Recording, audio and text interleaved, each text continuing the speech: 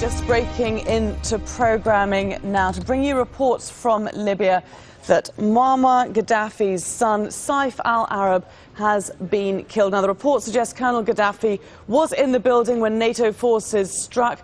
The spokesman for the Gaddafi government has been speaking. Let's listen in. And proved again that it has no moral foundation, no legal foundation, and no political foundation. The house of Mr. Saif al-Arab Muammar al-Gaddafi, known as Uruba to most Libyans, who is the youngest of the leader's children, was attacked tonight with full power. The leader with his wife was there in the house with other friends and relatives. The attack resulted in the martyrdom of brother Saif al-Arab Muammar al-Gaddafi, 29-year-old, and 3 of the leader's grandchildren. The leader himself is in good health. He wasn't harmed. His wife also is in good health. She wasn't harmed. And other people were injured in the attack. This was a direct operation to assassinate the leader of this country. This is not permitted by international law. It is not permitted by any moral code or principle. If people claim that they want to protect civilians, we have again and again declared that we are ready for negotiation, ready for roadmaps for peace, ready for political transitional periods, ready for elections, ready for referendum. NATO does not care to test our promises. The West does not care to test our statements. They only care to rob us of our freedom, our wealth, which is oil, and our right to decide our future as Libyans. Today, we gave martyrs, young and old. Tonight, it was the leader's family's turn to give martyrs for the Libyan nation.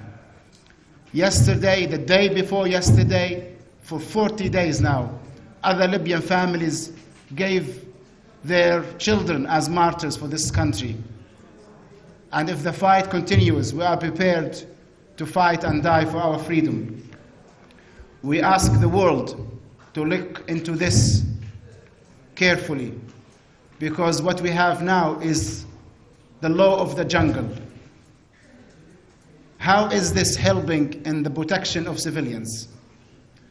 Mr. Saif al-Arab was a civilian, a student, known in German universities, where he did his higher studies and hasn't finished them yet. He was playing and talking to his father and mother and his nieces and nephews and other visitors when he was attacked and killed for no crime he committed. Tomorrow, we will take you back to the site so you could have a daylight view of the destruction. We think now it's very clear to everyone that what is happening in Libya has no relation whatsoever to the protection of civilians.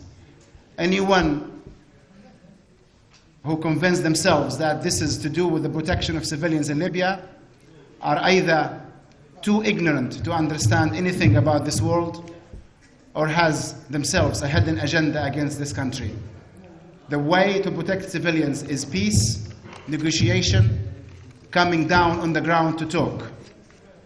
In 2.5 months of this conflict, almost 3 months, not a single Western government came to us to talk.